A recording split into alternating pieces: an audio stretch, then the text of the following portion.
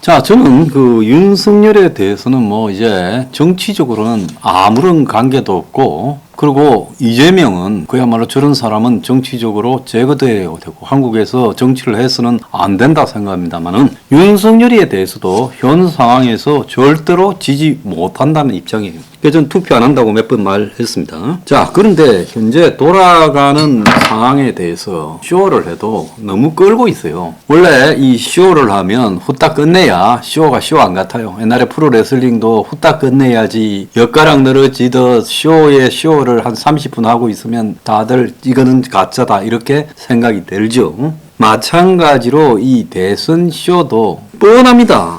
윤이 제가 생각할 때는 지금 객관적으로 한 5% 이기고 있을 거라 봐요. 언론 여론조사 장난치는 거 말고 저거들끼리 조사하는 게 있을 거예요. 5% 이상 이길 거라고 봅니다. 그럼 최종적으로 황장수 너는 어떻게 될 거라고 보냐? 윤이 많이 이기지요. 좀 이따 말씀드릴게요. 현재 대선의 향배는 여론조사가 발표할 수 있는 수준으로는 둘이 5% 정도 격차가 났다 이래 봐야 돼요. 일부에서 뭐 0.5에서 1% 격차다. 단일화 때문에 그렇다. 이렇게 말을 하는 거는 웃기는 소리라고 보고 있습니다. 오늘 아침에도 보면 윤석열 41.9, 이재명 40.5라는 여론조사가 오마이뉴스 리얼미터로 나왔어요. 안철수 6.8, 심상정 2.6 이래 나옵니다. 그럼 여기에 대로라면 이재명이하고 안철수하고 손잡아버리면 대선 끝난 거네요. 웃기고 있다 이래 보고요. 그 다음에 여기만 이렇게 나온 게 아니에요. 한국갤럽이 머니투데이하고 여론조사를 한데 보면 윤석열 39, 이재명 38.3, 0.7% 차이에요. 그래서 둘이 지금 접전이다. 안이 9.5다. 윤으로 단일화되면 이재명 39.9, 윤석열 44.7, 안으로 단일화되면 이재명 40.5, 윤석열 40.3이다. 자, 요렇게 말을 하고 있습니다. 또 전북이 자체적으로 지역에서 여론조사를 했는데요. 거기에 이재명 73.2, 윤석열 16.5가 나오고 있습니다. 윤석열이가 툭하면 전라도 가서 사는데 효과가 있겠느냐라는 생각도 이 여론조사를 보면 나옵니다. 최근에 보면 이 샤이 보수가 있다 이런 논란이 있느냐 없느냐 이야기가 되고 있습니다. 제가 봤을 때는 윤석열은 꼴도 보기 싫은데 대선 막판에 뭐 찍어주자 이런 식으로 이야기하거나 둘 중에 하나를 고른다면 어쩌겠냐, 자, 이런 그 표들이 샤이 보수라고 보고 있는데요. 제가 볼 때 이게 좀 많다고 보고 있습니다. 이 샤이 보수라는 게요. 저는 윤을 안 좋아하지만 평론은 공정하게 해야 된다 이렇게 생각하는데, 이 샤이 보수의 존재가 몇 프로쯤 되느냐라고 우리가 여기서 한번 검토를 해봐야 되는데, 지금 이렇게 나라를 5년 동안 개판을 쳐놓고 지금 윤석열이하고 이재명이가 40%에서 둘 다 뭐 1, 2% 위에든가 1, 2% 밑인가 비슷하다. 40대 40이다. 여러분은 그게 믿어집니까? 그럼 말이 안 되죠. 문가리 지지율이 42에서 47까지 나오는 게 믿어집니까? 저는요, 이 정권에 대해서 싫은 사람이 55%는 된다고 보고 있습니다. 그렇기 때문에 샤이 보수까지 다 두들겨 잡으면 한 55가 나올 수 있다는 거죠. 그래서 역대 예상외로 어느 선거보다도 숨어있는 보수표가 많이 나올 수 있다. 아마 저 똥당은 내부적으로 여의도 연구소 같은 데를 통해 가지고 여론조사를 매일 해볼 거라고 봅니다. 돈 있겠다 그걸 안 하겠어요? 아침 저녁으로 하고 있을 거라고 봅니다. 자, 그러면 그 여론조사의 결과 내용으로 보면 실제 언론에서 요 근래 한 5% 평균 안팎의 여론 이 갭이 있었는데 윤하고 이하고 그 이상이 나올 거라고 보고 있어요. 그래서 아마 똥당 내부에서 조사를 보면 한 8, 9% 정도 이기고 있을 거라 이런 추정이 되고, 그리고 실제로 또 숨어있는 샤이 보수를 더하게 되면 넉넉하게 두 자릿수는 이길 거라고 판단하고 있을 거로 봅니다. 그래서 최종적으로 저는 윤이 이번 대선에서 10에서 15% 정도 차이로 이길 거라고 보고 있어요. 자, 내부적으로 지금 보면 뭐 단일화에 목을 매는 게 아니라 단일화 과정에 대한 이야기들을 폭로하고 지금 그렇게 가지고 이 책임 공방까지 벌어지고 있습니다.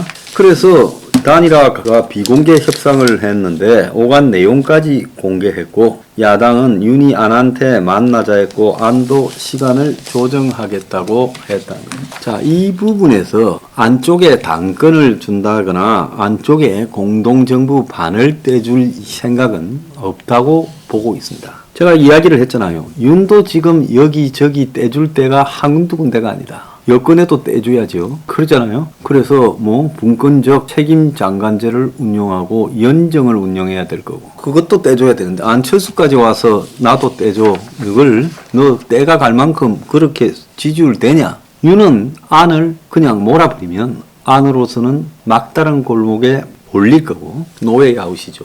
그럼 안은 스스로 그냥 토항하는 형식으로 지리멸렬해질 거라는 판단을 하고 있다고 봅니다. 그럼 윤은 어떻게 해서 안에 대해서 여유 있게 보고 있을까요? 그거는 자기들 내부에서 하는 여론조사 결과 안한테 너무 집중할 필요가 없다라고 판단한 겁니다. 최악의 경우에는 안이 지지율이 5%까지도 더 빠질 거고 결국은 안이 없어도 넉넉하게 이길 거라고 판단한다는 거죠. 자, 그러면 안철수가 기상천외하게 이재명과 단일화를 할 가능성은 없느냐? 이 문제가 또 남아있죠. 자, 안은 정치적으로 거의 소멸돼 가고 있다. 나는 그래 봅니다. 안이라는 사람이 2011년 지방선거에 처음으로 등장을 해서 2012년 대선에서 석연치 않게 문지지하고 들어갔고 2017년에는 끝까지 완주했죠. 20% 초반대 지지받았죠. 자, 그 이후에 성공한 선거가 하나도 없었습니다. 서울시장 선거나 모든 부분에서요. 그래서 가면 갈수록 안의 전체 지지율 캐퍼가 줄어들고 있는 이런 상황으로 가고 있기 때문에 안은 이번에도 광을 제대로 팔거나 그렇게 못하면 이제 정치적으로는 거의 소멸, 무력화된다라는 겁니다. 그러면 이재명과 안하고 단일화 가능성이 없느냐? 그것도 있겠지요. 그래서 뭐 중대 선거구제도 제안하고 민주당이 안철수 등 제3 세력에게 오늘 오전까지 단일화를 제안했습니다. 자, 그 내용을 보면 총리 국회 추천제 그리고 결선 투표제 도입 이러면서 안철수를 향해 가지고 먹이를 던져주고 있어요. 여기서 결선 투표제는 대통령 선거 3등 빼고 1, 2등이 다시 붙는다는 겁니다. 송영길이가 조금 전에 보면 연동형 비례대표, 권역별 비례대표, 즉 안철수 당에서 유리한 다당제를 향한 선거제도를 고쳐주고 그리고 개헌을 통해 가지고 국무총리를 국회에서 추천하게 도와주고 대통령 선거에 결선 투표를 해주겠다. 그동안 안철수가 정치판에서 하고 싶은 일을 다 해주겠다고 그렇게 송영길이가 발표를 하면서 지금 안철수를 향해서 개헌 제안까지도 했는데 이 개헌 제안에 보면 4년 중임 대선 결선 투표라는 것이 개헌 제안의 핵심이다. 이렇게 보입니다.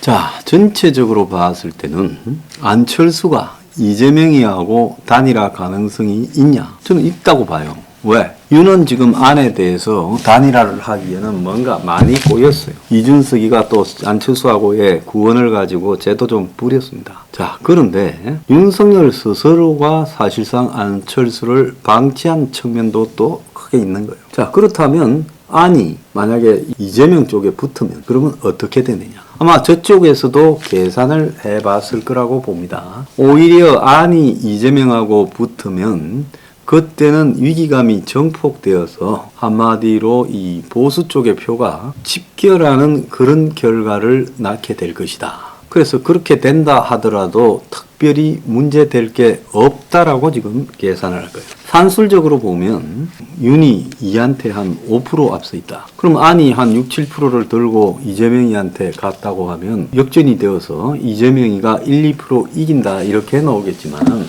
안의 표가 안이 이재명을 지지한다고 그대로 다 따라서 이재명이한테 표 찍는 것도 아닌 거고 또 이런 사태가 벌어졌을 때 옛날에 보면 부산의 초원복국 사태라든지 또 정몽준이 노무현 지지를 철회했다든지 뭐 이런 일이 벌어졌을 때 역풍의 크기가 항상 순풍보다 더 컸다라는 것을 우리가 기대해야 되는 겁니다. 자, 그래서 이런 변수들까지 다 고려하면 안철수 단일화가 변수가 될 수 있을까? 제가 별로 변수가 안 될 거다라는 게 현재 바라보는 관점이고요. 아마 그 윤석열이나 이런 주변에 보면 매우 냉정하고 드라이하게 이것들을 계산해 가지고 대선에 임하는 부분이 있어요. 그러니까 저 황장수 대표나 행명 21 핵심 당원들이 그렇게 저 동당 앞에서 떠들어도 쳐다보지 않는 겁니다. 이런 이 냉혹함은 한마디로 기득권을 위한 정계 개편, 새로운 세력 형성에 아주 중요한 부분이죠. 누가 와서 뭐라 하면 그거 하나 떼주고 그거 하나 떼주면 나중에 남는 게 먹을 게 없죠. 분명히 커다란 장새치 한 마리를 다랑어 중에 제일 큰 참치를 잡았는데 항구에 갖다 놓으니까 이놈이 다 뜯어먹고 저놈이 뜯어먹어서 남은 게 없더라. 이렇게 되지 않겠습니까? 자, 안철수의 장사는 잘 안 될 것 같아. 오늘 결론입니다.